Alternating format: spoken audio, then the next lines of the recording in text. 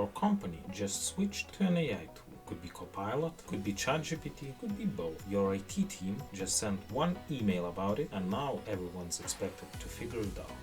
Most of the content out there is written by engineers or engineers. The rest is hype. Nobody's talking to the people who actually have to use this stuff in work every day.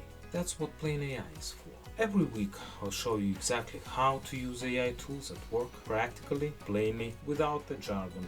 Microsoft Copilot, ChatGPT, whatever your company has handed to you, I'll make it make sense. I spent years in IT management helping organizations roll out exactly the kind of tools that are landing on your desk right now. I've seen what works, what gets ignored, and why most AI rollouts quietly fail. If you're a professional trying to actually use AI at work, not just survive the next team meeting about it, subscribe. New video every week. And to get started right now, the next video is already waiting for you.